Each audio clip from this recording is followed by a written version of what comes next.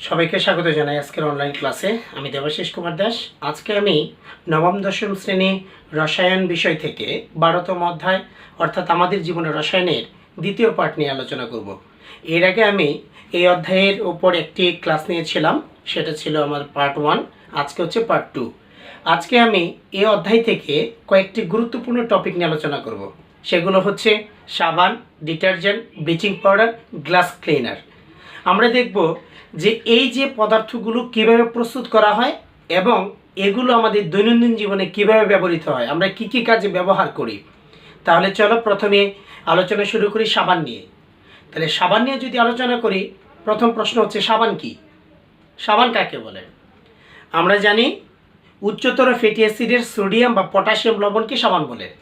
আমি আবারও বলছি উত্তরটি, উচ্চতর ফ্যাটি অ্যাসিডের সোডিয়াম বা পটাশিয়াম লবণকেই সাবান বলে। তাহলে যে উচ্চতর ফ্যাটি অ্যাসিড সোডিয়াম বা পটাশিয়াম লবণ, তার সংকেতটা কি? তাহলে আমরা চলো সাবানের সংকেত সহ সাবান আমরা কিভাবে প্রস্তুত করতে পারি তা শিখে নিই। সাবান তৈরি করতে গেলে আমাদের যে মূল যে কাঁচামাল সেটা হচ্ছে তেল বা চর্বি। তেল চর্বি থেকে আমরা সাবান প্রস্তুত করব, এবং শুধু তেল চর্বি নয়, তেল চর্বিকে যদি কস্টিক সোডা অর্থাৎ সোডিয়াম হাইড্রোক্সাইডের সাথে যদি বিক্রিয়া করানো হয় তাহলে সাবান উৎপন্ন হবে। শুধু সাবান নয়, সাবানের সাথে সাথে গ্লিসারিন উৎপন্ন হবে। তাহলে চলো আমরা সাবান নিয়ে বিস্তারিত আলোচনা শুরু করি।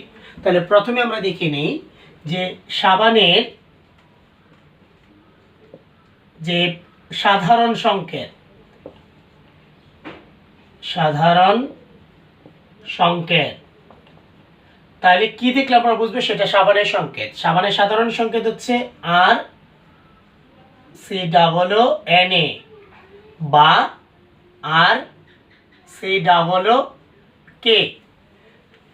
যদি Na থাকে তার মানে সোডিয়াম, আর যদি K থাকে তার মানে পটাশিয়াম। এটাই হচ্ছে উচ্চতর ফ্যাটি অ্যাসিডের সোডিয়াম লবণ, আর যদি K থাকে সেটা হচ্ছে উচ্চতর ফ্যাটি অ্যাসিডের পটাশিয়াম লবণ। এই হচ্ছে সাবানের সাধারণ সংকেত। তাহলে প্রশ্ন জাগে এখানে যে আর যে ব্যবহৃত হলো আর, সে আরটা কি? তাহলে এখানে আর হচ্ছে, মনে রাখতে হবে, অ্যালকাইল মূলক। অ্যালকাইল মূলক। আর অ্যালকাইল মূলককে প্রকাশ করা হয় CnH2n+1। এটাই হচ্ছে অ্যালকাইল মূলকের সংকেত। মনে রাখতে হবে n এর মান 12 থেকে 18 এর মধ্যে সীমাবদ্ধ থাকবে। আর যখন আমরা আর এর জায়গায় CnH2n+1 বসাবো, n এর মান অর্থাৎ কার্বন সংখ্যা হবে 12 থেকে 18-র ভিতর, তাহলে সেটা বলা হবে সাবান।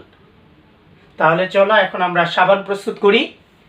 আর সাবান যদি আমরা প্রস্তুত করতে যাই, তাহলে সাবান প্রস্তুত করতে গেলে আমাদের কাঁচামাল হিসেবে লাগবে হচ্ছে তেল বা চর্বি এবং কস্টিক সোডা। তাহলে আমরা সাবান প্রস্তুত করব।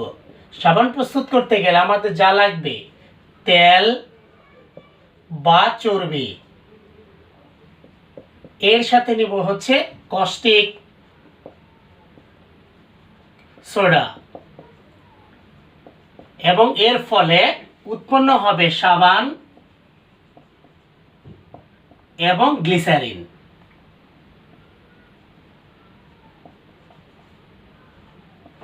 তাহলে এখন তো আমাদের সংকেতগুলো শিখতে হবে। তেল চর্বির সংকেত কি, কস্টিক সোডার সংকেত কি, সাবানের সংকেত কি, গ্লিসারিনের সংকেত কি। সাবানের সংকেত আমরা আগেই শিখেছি, সাধারণ সংকেত। তাহলে এখন আমরা দেখব তেল বা চর্বির যে সংকেত। তেল চর্বির সংকেতটা কি? তেল চর্বির সংকেত হচ্ছে C2OCOR বন্ধন CH বন্ধন CH2OCOR OCOR। তাহলে কস্টিক সোডার সংকেত কি? কস্টিক সোডার সংকেত হচ্ছে সোডিয়াম হাইড্রোক্সাইড, তার মানে NaOH। তাহলে উৎপন্ন হবে সাবান। সাবানের সংকেত আমরা শিখেছি RCOON। কারণ Na কেন? আমরা নিয়েছি হচ্ছে সোডিয়াম হাইড্রোক্সাইড। যদি পটাশিয়াম হাইড্রোক্সাইড নিতাম তাহলে হবে K, আর যেহেতু এখানে সোডিয়াম নিয়েছে তাহলে হবে এখানে সোডিয়াম। আর বলছে গ্লিসারিন উৎপন্ন হবে। তাহলে গ্লিসারিনটা কি? গ্লিসারিনের সংকেত হচ্ছে CH2 সিএইচ, CH2 হবে OH, OH এবং OH। তাহলে আমরা দেখতে পেলাম যে আমাদের সংকেতগুলো, গ্লিসারিনের সংকেত হচ্ছে এটা, সাবানের সংকেত এটা, কস্টিক সোডা মানে সোডিয়াম হাইড্রোক্সাইড, আর তেল বা চর্বির সংকেত হচ্ছে এটা।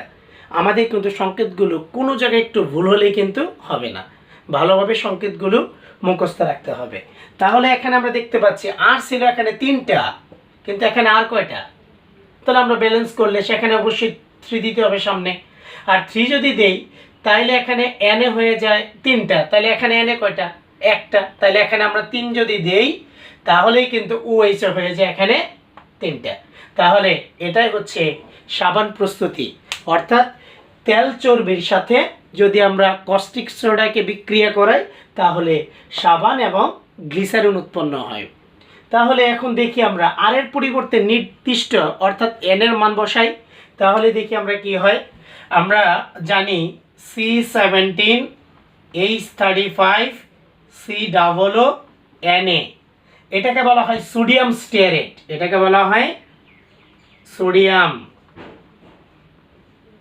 Sodium stearate.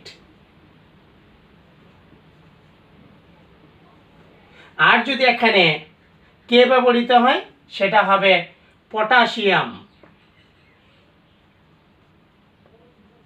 Potassium stearate. এটুকু ঠিক থাকবে, শুধুমাত্র সোডিয়ামের জায়গায় যদি পটাশিয়াম ব্যবহৃত হয় তাহলে সেটা হবে পটাশিয়াম স্টিয়ারেট। আর এটাই হচ্ছে সাবানের যে রাসায়নিক নাম, সাবানের রাসায়নিক নাম হচ্ছে সোডিয়াম স্টিয়ারেট বা পটাশিয়াম স্টিয়ারেট। আমাদের বলা ছিল কার্বন সংখ্যা কত হবে? 12 থেকে 18 মধ্যে হবে। তার মানে এখানে কার্বন সংখ্যা আমরা নিলাম কত? কার্বন সংখ্যা নিলাম 17। তাহলে কার্বন সংখ্যার এই যে এখানে এটাই কিন্তু হচ্ছে আর, এটা কি? এটাই হচ্ছে আর মানেই হচ্ছে CnH2n+1। কারণ হচ্ছে কার্বন সংখ্যা যদি আমরা 17 নেই, অর্থাৎ n এর মান যদি 17 বসাই তাহলে H হবে 17 দুগুণে 34 আর 1 অর্থাৎ 35। আর এটাই হচ্ছে সোডিয়াম স্টিয়ারেট বা সাবান। তাহলে এখন চলো আমরা ডিটারজেন্ট প্রস্তুত করি এবং ডিটারজেন্ট পরে আমরা ব্যবহারটা দেখব। এখন তৈরি করব হচ্ছে ডিটারজেন্ট। আমরা জানি অনেক সময় সাবান দিয়ে কাপড় চোপড় সহজে পরিষ্কার করা যায় না, সেক্ষেত্রে ডিটারজেন্ট ব্যবহার করা উত্তম, কারণ সাবানের চেয়ে ডিটারজেন্ট বেশি কার্যকরী। আর ডিটারজেন্ট কী থেকে প্রস্তুত করা হয়? আর ডিটারজেন্ট প্রস্তুত করা হয় উচ্চতর অ্যালকোহল থেকে। সে উচ্চতর অ্যালকোহলটা কি? তাকে বলা হয় লরাইল অ্যালকোহল। এই লরাইল অ্যালকোহল থেকেই আমাদের ডিটারজেন্ট প্রস্তুত করা হয়। তাহলে চলো আমরা ডিটারজেন্ট প্রস্তুত করি। ডিটারজেন্ট এটা আরেকটা পরিষ্কারক। ডিটারজেন্ট প্রস্তুতি যা ব্যবহার করে আমরা আমাদের দৈনন্দিন জীবনে আমাদের কাপড় চোপড় পরিষ্কার করি। ডিটারজেন্ট আমি আগেই বলেছি নেব কি? Lauryl alcohol. আর লরাইল অ্যালকোহলটা কি? লরাইল অ্যালকোহল হচ্ছে যেখানে কার্বন যে শিকলটা বড় থাকবে। তাহলে কার্বন সংখ্যা আমরা কত নিব? কার্বন সংখ্যা আমরা নিব হচ্ছে 12। তার মানে কার্বন সংখ্যা যদি 12 হয়, হাইড্রোজেনের সংখ্যা হবে 12 দুগুণে 24 আর 1 25 আর হচ্ছে OH। আর OH মূলক যদি থাকে তাহলে সেটা হচ্ছে অ্যালকোহল। তাইলে এই অ্যালকোহলের মধ্যে আমরা কিন্তু দেখতে পাচ্ছি আমরা এটা হচ্ছে আর সাথে হচ্ছে OH, আর এটাই হলো অ্যালকোহলের সাধারণ সংকেত। অ্যালকোহল এই অ্যালকোহলের সাধারণ সংকেত হচ্ছে এটা। কারণ কার্বন সংখ্যা 12 হইলে হাইড্রোজেন সংখ্যা হবে, কারণ আর এর মান কি? আর এর মান হচ্ছে CnH2n+1। তাইলে কার্বন সংখ্যা যদি 12 হয়, হাইড্রোজেনের সংখ্যা হবে 12 দুগুণে 24 আর 1 25। এটাই হচ্ছে আমাদের কার্বনের সংখ্যা 12 বিশিষ্ট অ্যালকোহল, আর এটাকে বলা হয় লরাইল অ্যালকোহল। তাইলে আমরা এখন সেটা প্রস্তুত করি। সেই লরাইল অ্যালকোহল অর্থাৎ C12H25OH, এইটাকে কিন্তু আমরা এইভাবে লিখতে পারি। C12H হাইড্রোজেন সংখ্যা কত? 25 আর 1 26 26 আর একটা অক্সিজেন। এর সাথে প্রথম বিক্রিয়া করব হচ্ছে সালফিউরিক অ্যাসিড H2SO4। তাহলে যদি লরাইল অ্যালকোহলের সাথে সালফিউরিক অ্যাসিড বিক্রিয়া করা হয় তখন উৎপন্ন হবে লরাইল হাইড্রোজেন সালফেট, উৎপন্ন হবে লরাইল C12H26 আর সালফেট যুক্ত হবে সালফেট, তাহলে অক্সিজেনের সাথে বাকি রইল হাইড্রোজেন, তাহলে বাকি থাকে হচ্ছে পানি। আর এটার নাম হচ্ছে lauryl hydrogen sulphate, lauryl hydrogen sulphate. তাহলে উৎপন্ন হলো লরাইল হাইড্রোজেন সালফেট, এটার নাম হচ্ছে লরাইল অ্যালকোহল, লরাইল অ্যালকোহল। তাহলে লরাইল অ্যালকোহলের সাথে যদি সালফিউরিক অ্যাসিড বিক্রিয়া করে তাহলে লরাইল হাইড্রোজেন সালফেট উৎপন্ন হয়, সাথে পানি উৎপন্ন হয়। এবার এটা হচ্ছে 1 নাম্বার স্টেপ।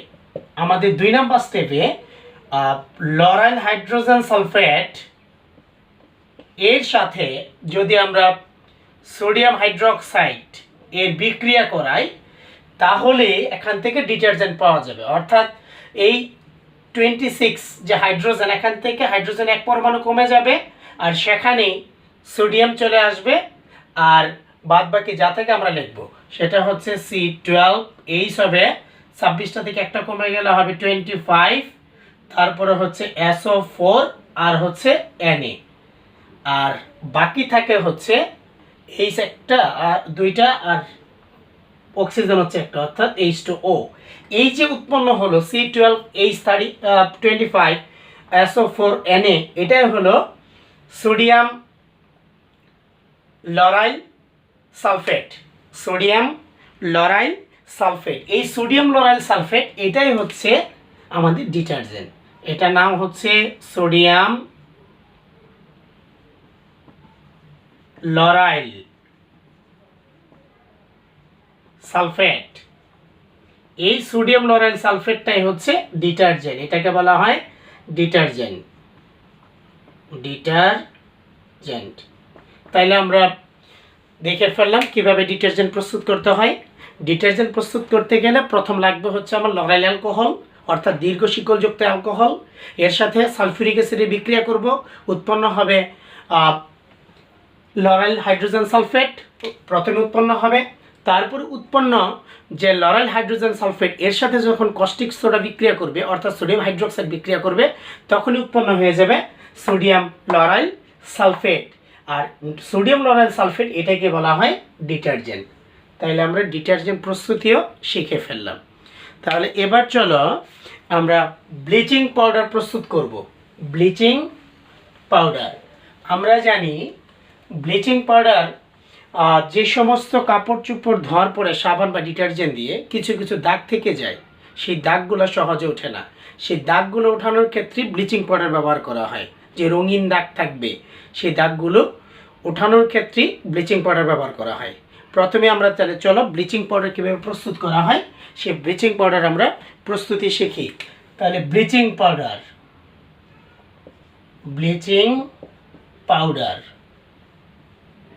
তাহলে ব্লিচিং পাউডারের সংকেত হচ্ছে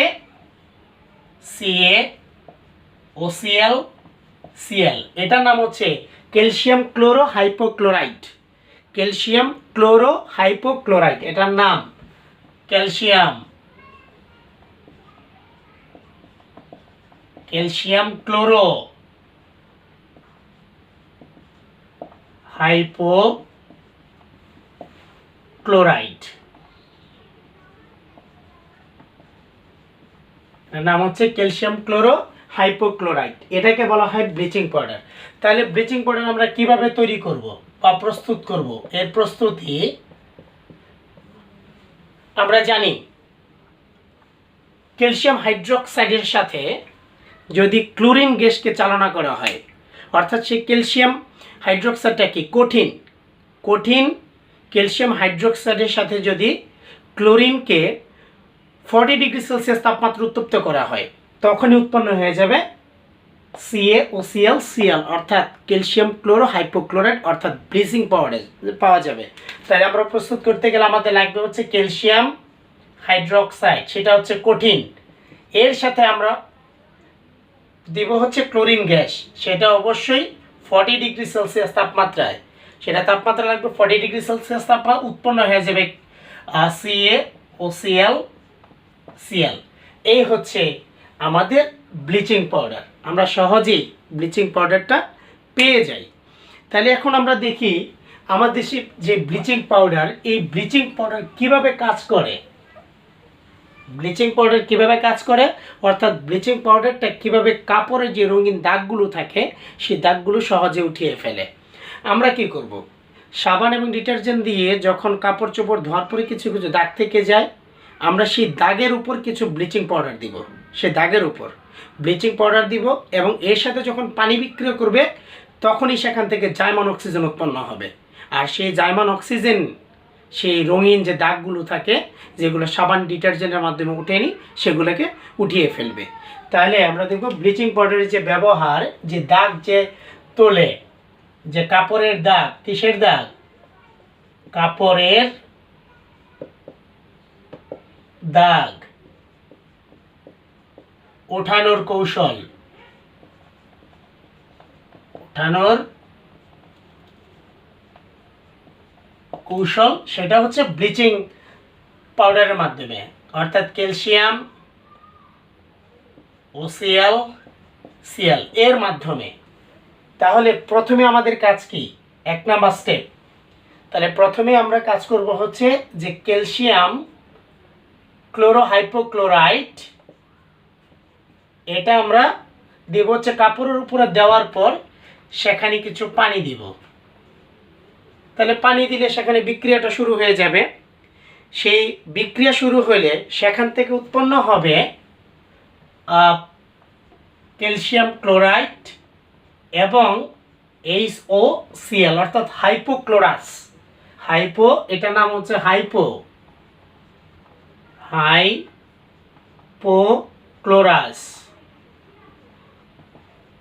হাইপোক্লোরাস অ্যাসিড উৎপন্ন হবে। দ্বিতীয় স্টেপে সেই হাইপোক্লোরাস অ্যাসিড সাথে সাথে সেটা বিয়োজিত হয়ে যাবে, হাইপোক্লোরাস অ্যাসিডটা বিয়োজিত হয়ে যাবে, আর বিয়োজিত হয়ে সেখান থেকে উৎপন্ন হবে HCl প্লাস জাইমান অক্সিজেন। এই যে জাইমান অক্সিজেন পরবর্তীতে সেই যে দাগ, সে দাগকে উঠিয়ে ফেলবে। সেটা হচ্ছে রঙিন পদার্থ প্লাস হচ্ছে উৎপন্ন জাইমান অক্সিজেন, তখন সেটাকে বর্ণহীন করে ফেলে, বর্ণহীন অর্থাৎ দাগটাকে উঠিয়ে ফেলে। আর এভাবেই ব্লিচিং পাউডার কাপড়ের যে কঠিন দাগ, সেই দাগকে দূর করতে সহায়তা করে। অর্থাৎ ব্লিচিং পাউডারের মাধ্যমে আমরা আমাদের ব্যবহৃত কাপড় চোপড় থেকে যে যে সমস্ত দাগগুলো সহজে ওঠে সেগুলোকে আমরা ওঠাতে পারি। এখন এই ব্লিচিং পাউডারের মাধ্যমে কিন্তু আবার আমরা পানিকে বিশুদ্ধ করতে পারি। সেটা কীভাবে, সে একইভাবে পানির মধ্যে আমরা ব্লিচিং পাউডার দিব, আর ব্লিচিং পাউডার দিলে সেখান থেকে বিক্রিয়ার মাধ্যমে হাইপোক্লোরাস অ্যাসিড উৎপন্ন হবে। সেই হাইপোক্লোরাস অ্যাসিড আবার সঙ্গে সঙ্গে বিয়োজিত হয়ে যাবে। এই যে হাইপোক্লোরাস অ্যাসিড যখন সঙ্গে সঙ্গে বিয়োজিত হয়ে যায়, তখন সেখান থেকে HCl এবং জাইমান অক্সিজেন উৎপন্ন হবে। সেই জাইমান অক্সিজেনটাই যে জীবাণুগুলো থাকবে, সেই জীবাণুকে মেরে ফেলবে, সেটা হচ্ছে মৃত জীবাণু।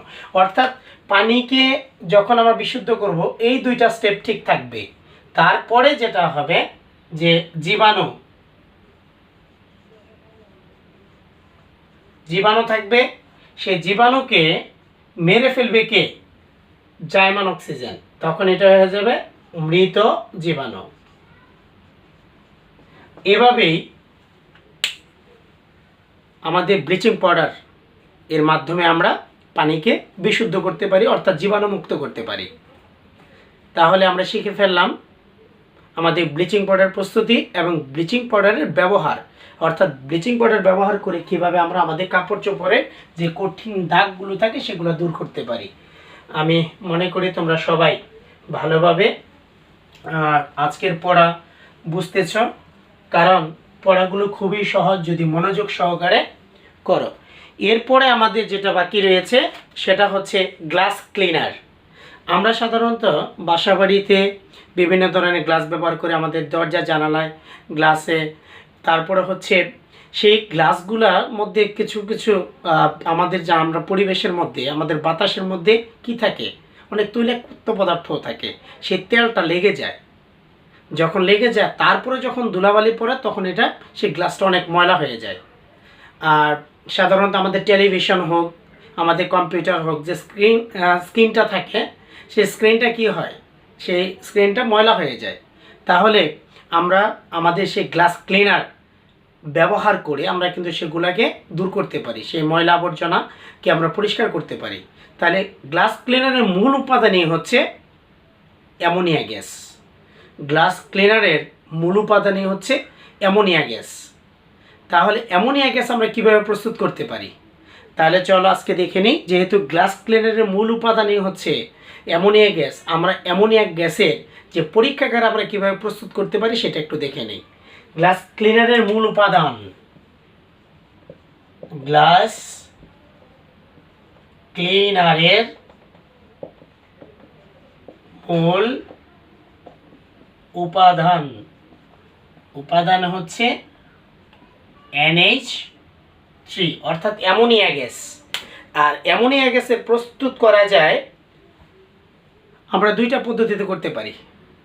আমাদের অ্যামোনিয়াম ক্লোরাইড লবণ লাগবে এবং তার সাথে একটা পদ্ধতিতে হচ্ছে আমরা ক্যালসিয়াম অক্সাইড ব্যবহার করব, অর্থাৎ সেটা হচ্ছে চুন, ক্যালসিয়াম অক্সাইড, অর্থাৎ সেটা একটা ক্ষার, ক্যালসিয়াম অক্সাইড ব্যবহার করব। আবার আমরা ব্যবহার করতে পারি ক্যালসিয়াম হাইড্রোক্সাইড। তাহলে অ্যামোনিয়া প্রস্তুত করার ক্ষেত্রে আমরা দুইটা পদ্ধতি অবলম্বন করব। এটা হলো পরীক্ষাগারে প্রস্তুতি, অর্থাৎ NH3 অর্থাৎ অ্যামোনিয়া গ্যাস প্রস্তুতি। সেটা কোথায়?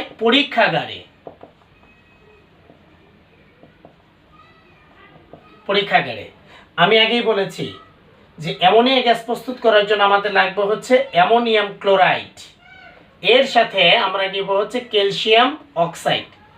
যদি বিক্রিয়া করে তাহলে এখান থেকে আমরা পাবো হচ্ছে NH3 অ্যামোনিয়া গ্যাস, আরও উৎপন্ন হবে হচ্ছে ক্যালসিয়াম ক্লোরাইড, আর বাকি থাকে হচ্ছে পানি, H2O, পানি উৎপন্ন হবে। আর এটা হচ্ছে 1 নম্বর পদ্ধতি। 2 নম্বর পদ্ধতি, আমরা সেই একই অ্যামোনিয়াম ক্লোরাইডের সাথে নিব হচ্ছে ক্যালসিয়াম হাইড্রোক্সাইড। এই ক্যালসিয়াম হাইড্রোক্সাইড যখন বিক্রিয়া করবে তখনও সেখান থেকে উৎপন্ন হবে NH3 ক্যালসিয়াম ক্লোরাইড প্লাস হচ্ছে পানি। এখানে কিন্তু ব্যালেন্স আমি করি না, ব্যালেন্স আমাদের খুব গুরুত্বপূর্ণ বিষয় না।